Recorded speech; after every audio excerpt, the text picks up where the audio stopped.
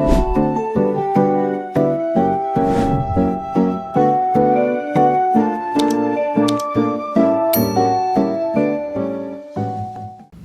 morning everyone. Ayan. Dito po ako sa sa shop. Nagtitingin ako ng birthday decoration po ni Andy kasi birthday niya bukas. Yan. Magpre-prepare lang ako kunti. Ayan guys, nagtitingin ako ng mga ganyan na i-decorate ko lang sa aming kitchen para naman matuwa yung bata. Kasi ang bilis ng panahon guys, magto 2 years old na siya. Yan, kailan lang. Ang bilis ng panahon guys, magto 2 na siya. Yan. Gusto ko sana balloon kasi takot naman akong mag-blow. Hindi ko yan kaano guys, ang balloon. Tayo sa bahay. Ayan. Nagluluto na naman po tayo. Lagi na lang ito po ang aking routine sa sa dinner ko. Bali, gagawa pa ako ng Shanghai. Yan. Kasi nga, diba sabi ko sa inyo, birthday po ng aking bunso bukas. Magto 2 years old na siya. Yeah. Just to celebrate a bit guys. Yan. At darating na din ang aking mister. Holiday siya. Pumunta siya ng Philippines. Yan. Kaya naka-day off po ako ng 2 weeks. Yeah. Pero babalik na po ako sa weekend sa work. Yan. Busy-busy na naman po tayo. Yeah. Saka na lang po ako vlog na naman pag day off po natin. Yan, yan lang po ang aking life. Kaya bihira lang po tayo maka-upload pag trabaho na po ako kasi bawal naman video sa trabaho, kaya hindi niyo ako nakikita na nagba-vlog sa work kasi hindi po, bawal po. Yan po ang katakaran nila. Kaya ito lang. Saka lang tayo makapag guys, pag day off namin pareho mag-asawa, sama ko kayo sa aming lakad. Yeah, for now on guys, dito muna tayo sa bahay. Ito, luto-luto muna ng mushi. Ng mga bata na sa school, pumasok sila, hinatid ko sila kanina. Ayan.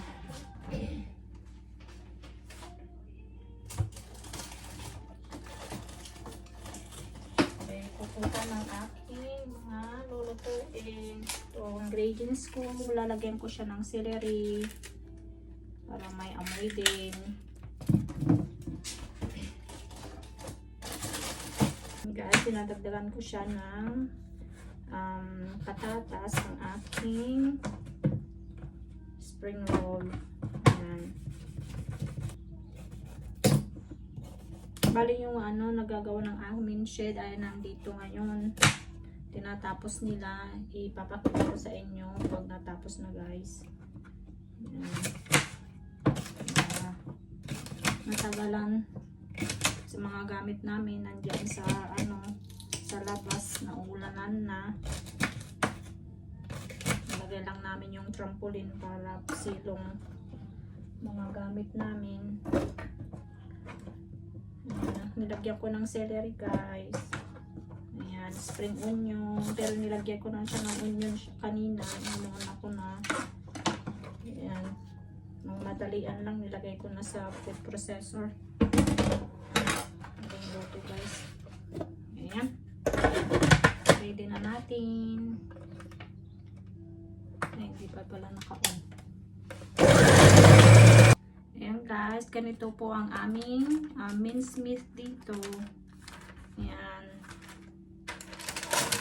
Bali ito ay nasa 800 grams. Ayan. Apo. Hindi ko na po siya hinuhugasan guys kasi malinis na to bago nila ipapak dito guys. Kaya ayan, yan na po yung nagawa natin. Nilalagay ko na po dito. I-mix na po natin.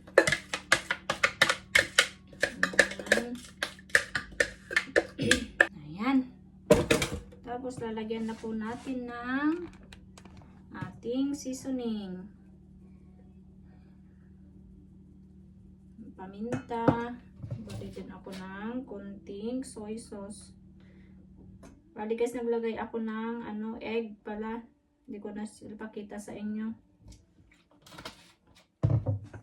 At konting magic sarap. Ayan. Mix na po natin. Ayan guys sila. Ayan. Ayan, ganun trabaho. I-deliver na nila ang aming shed. Ayan guys, mas mapapadali po ako pag gagamit ako ng gloves. Ayan, para ma-mix ko siyang maigi. Ayan. Bali, marami na po ito pag nagawa. Marami na pag nabalot. Try kong bigyan yung mamaya yung nagtatrabaho dyan sa shed para matikman din po nila ang ating Shanghai. Yan.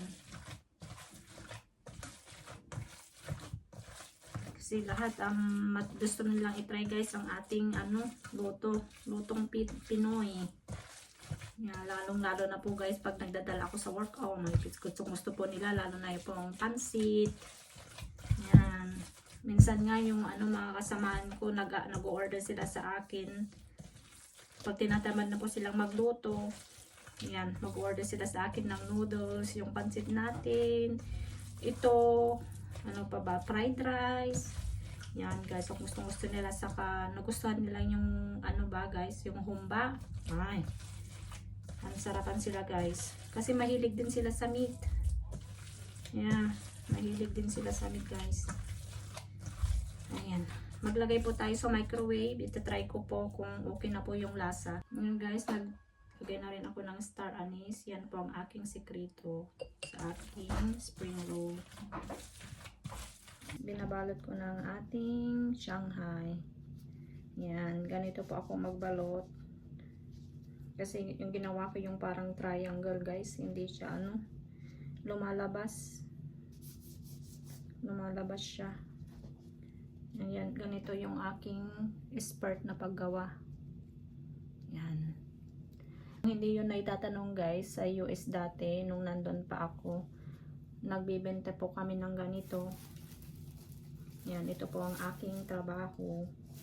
Kaya medyo na-export ko na guys ang aking pagrarap. Ito. Marami namang nag-order doon guys kasi pang party i-stock na nila sa kanilang mga fridge. Yeah, pag may party doon na guys, doon na nila iluluto, i-defrost na lang nila. Ayan.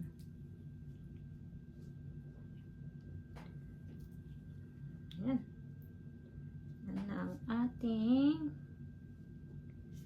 yan guys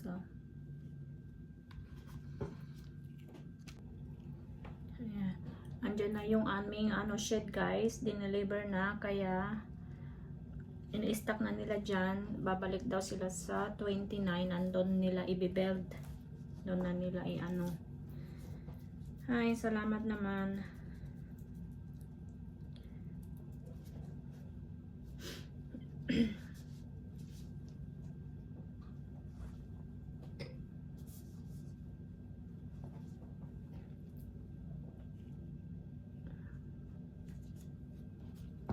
Ipapakita ko sa inyo guys yung yung garden mamaya.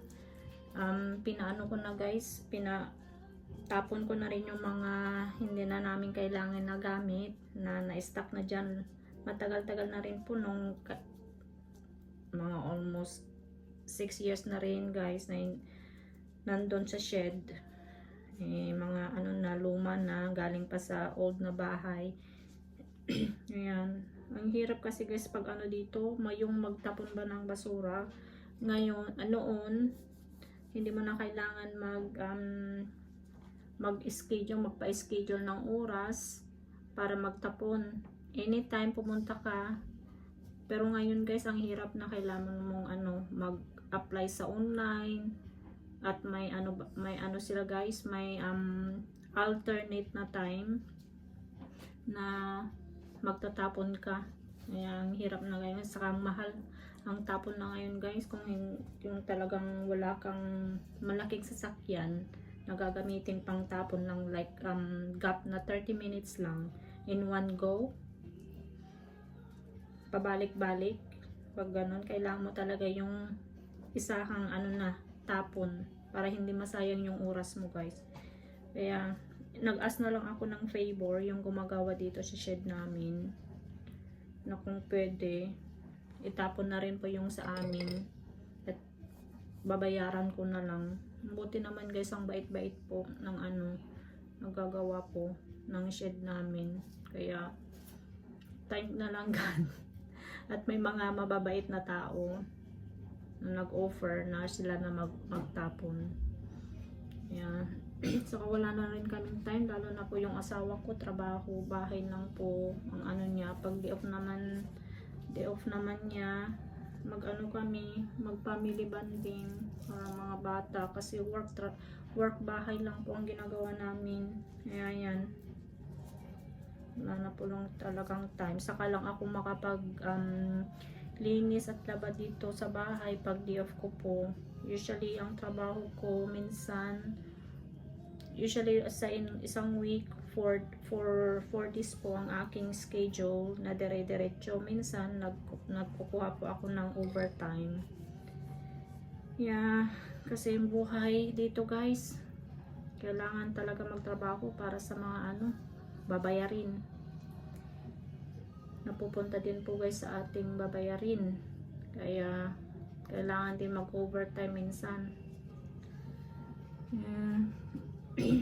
Buhay abroad guys, hindi po madali.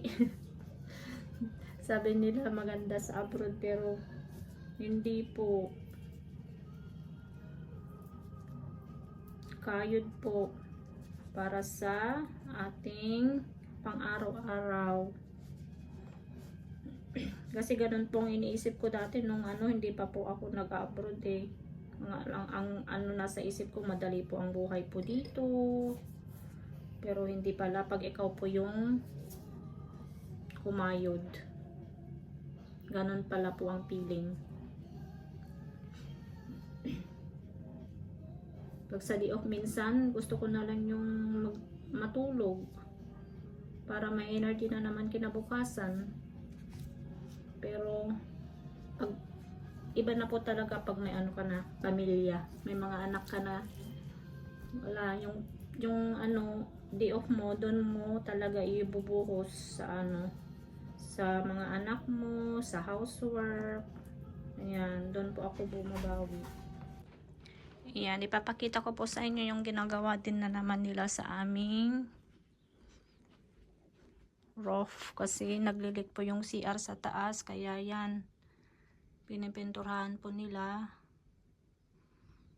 Ayan. Diyan po. Kaya busy po ngayon. Yan. Ang aking labahin doon. Diyan pa, gagawin ko po mamaya.